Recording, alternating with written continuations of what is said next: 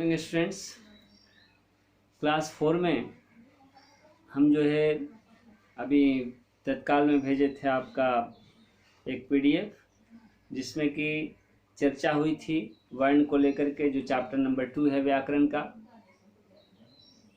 जो बच्चे नहीं लिखे होंगे कॉपी में लिखेंगे, है ना, उसको देख करके, या पहले जो है जो भी भेजा गया होगा, चाहे वह बोर्ड पर लिख करके या पेज पर लिख करके उसको लिखेंगे। बहुत सारे बच्चे का कॉपी हम देखे क्या कि नहीं कंप्लीट किए हैं अच्छी तरीके से। तो कहने का मतलब कि सारे क्वेश्चन आंसर को लिखिए जो यहाँ पर बताया जाता है, और कहीं भी दिक्कत होती है नहीं लिखने का वजह क्या है पता नहीं आप लोगों का, तो जिसको समझ में नहीं आती है पूछिए, जो कुछ भी पूछना है, लेकिन कॉपी में लिखिए, ठीक है। तो हम लोग जो है रिवीजन करेंगे आज पहला चैप्टर, है ना। इस वीडियो में आपका भाषा और व्याकरण। भाषा और व्याकरण हमारा टॉपिक है, जैसा कि हम लोग पहले पढ़ चुके हैं भाषा को लेकर के कि भाषा किसे कहते हैं, व्याकरण किसे कहते हैं, भाषा के कितने रूप हैं। तो इन सारी बातों पर हम लोग चर्चा कर चुके हैं पहले भी। आइए आज एक बार फिर जो है इस टॉपिक को लेकर के, है ना, हम उपस्थित हैं आपके सामने। तो सबसे पहले जो है प्रश्न उठता है क्या कि भाषा क्या होता है या भाषा किसे कहते हैं। तो भाषा को लेकर के हम जानते हैं, पढ़ते आए हैं अभी तक क्या कि भाषा एक माध्यम है जिसके द्वारा हम अपने भाव या विचार को दूसरों के सामने प्रकट करते हैं। ये हुआ क्या, भाषा किसे कहते हैं की बात। दूसरा क्वेश्चन आपका क्या होता है कि भाषा के कितने रूप हैं, या भाषा के कितने भेद हैं, या भाषा कितने प्रकार के होती है। तो भाषा जो है 2 प्रकार की होती है, एक मौखिक भाषा और दूसरा लिखित भाषा। फिर प्रश्न करते हैं हम, फिर प्रश्न उठता है बच्चों के द्वारा क्या कि मौखिक भाषा किसे कहते हैं, उदाहरण दे। क्या उत्तर उसका दिया जाएगा, उत्तर क्या देंगे हम, उत्तर हम देंगे कि मौखिक भाषा वह भाषा है जिसके द्वारा जो है हम बोल करके अपने भाव या विचार को प्रकट करते हैं। मौखिक भाषा ऐसा माध्यम है जिसके द्वारा हम अपने भाव या विचार को बोल करके प्रकट करते हैं। जैसे शिक्षक के द्वारा पढ़ाया जाना, ठीक है, यह क्या है, मौखिक भाषा का उदाहरण है। नेता के द्वारा भाषण दिया जाना मौखिक भाषा का उदाहरण है, ठीक है। बच्चों के द्वारा, छात्र के द्वारा जवाब दिया जाना, उत्तर, है ना, हम प्रश्न पूछते हैं आप उधर से उत्तर देते हैं, ये क्या हुआ, मौखिक भाषा का उदाहरण हुआ। नेक्स्ट क्वेश्चन, लिखित भाषा किसे कहते हैं, लिखित भाषा किसे कहते हैं, उदाहरण दे। क्या बोलेंगे, लिखित भाषा वह भाषा है जिसके द्वारा हम लिख करके अपने भाव या विचार को दूसरों के सामने प्रकट करते हैं। तो इसका उदाहरण क्या देंगे, लिखित भाषा के उदाहरण में हम देंगे कि छात्र के द्वारा गृह कार्य किया जाना, छात्र के द्वारा होमवर्क किया जाना। या दूसरा उदाहरण क्या देंगे, दूसरा उदाहरण हम देंगे पत्र लिखना, है ना, लेटर राइटिंग। यह क्या है, यह जो है लिखित भाषा का उदाहरण है।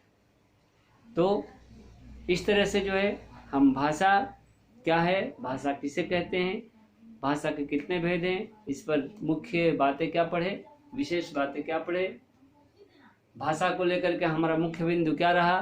तो भाषा को लेकर के हमारा मुख्य बिंदु रहा कि हम भाषा के अंतर्गत जो है अपने विचार को व्यक्त करते हैं, दूसरा उसे सुनते हैं, समझते हैं और जवाब देते हैं, ठीक है। नेक्स्ट आइए, नेक्स्ट जो है व्याकरण। व्याकरण किसे कहते हैं, तो व्याकरण पर हम चर्चा करेंगे। व्याकरण क्या है, व्याकरण को इंग्लिश में क्या कहते हैं, ग्रामर कहते हैं, है ना। तो आपका व्याकरण का चैप्टर में हम देखते हैं, हम बोलते हैं। यहाँ से देखिए, व्याकरण देखने के पहले हम किसी और चीज़ पर आएंगे क्या है, तो भाषाएं हैं। देखिए अन्य भाषा है ना, जैसे संसार में जो है अलग अलग देशों में अलग अलग भाषाएं बोली जाती है। हर व्यक्ति जो है अपने तरीके से अपनी बात को व्यक्त करता है, अपने भाव को व्यक्त करता है, और इस प्रकार सबकी जो है अपनी अपनी भाषा होती है। हम अगर पूरे भारत देश पर विचार करें, भारत के पूरे राज्यों पर विचार करें, तो हम पाते हैं कि हमारे देश में 1600 से अधिक भाषाएं जो है बोली जाती है। ठीक है, जैसे कुछ भारतीय भाषाएं हम बोलते हैं। कश्मीर राज्य है, यहाँ पर क्या बोली जाती है, कश्मीरी भाषा।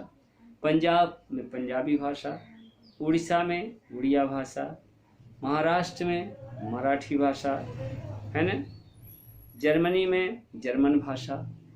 तो ये सब क्या है, विभिन्न भाषाएं हैं, चाहे वह भारत की भाषाएं हो, भारत के विभिन्न राज्यों की भाषाएं हो, या विदेश की भाषाएं हो, यानी भारत के बाहर अन्य देश की भाषा। तो ये हुआ भाषा की बात। नेक्स्ट आइए लिपि। लिपि किसे कहते हैं, तो लिपि क्या है, किसी भाषा के लिखने के ढंग को लिपि कहते हैं। लिपि क्या है, तो लिपि एक तरीका है, एक ढंग है जिसके द्वारा जो है हम किसी भाषा को लिखते हैं। हर एक भाषा की अपनी लिपि होती है, जैसे हिंदी की देवनागरी लिपि है। ठीक है, आपका पंजाबी भाषा है, उसकी लिपि गुरुमुखी है। संस्कृत भाषा है, उसकी लिपि आपका क्या है, देवनागरी ही है। मराठी, उसकी भी लिपि देवनागरी हुआ। बंगला भाषा, इसकी लिपि बंगला ही है।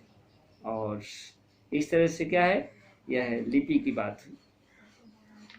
अंग्रेजी, उसकी रोमन लिपि है। तो ये हुआ आपका भाषा, भाषा के रूप, भाषा के भेद, लिपि। अब आते हैं व्याकरण पर कि व्याकरण किसे कहते हैं। ठीक है, तो व्याकरण एक शास्त्र है, व्याकरण एक विद्या है ना। व्याकरण वह शास्त्र है जिसके द्वारा हम शुद्ध बोलना, लिखना और पढ़ना सीखते हैं।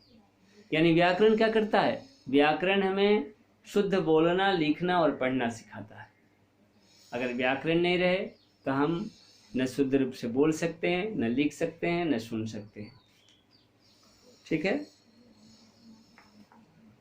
तो हम इस तरह से क्या क्या पढ़े, भाषा किसे कहते हैं, लिपि किसे कहते हैं, व्याकरण से क्या समझते हो, भाषा के कितने रूप हैं, लिखित भाषा किसे कहते हैं, मौखिक भाषा किसे कहते हैं।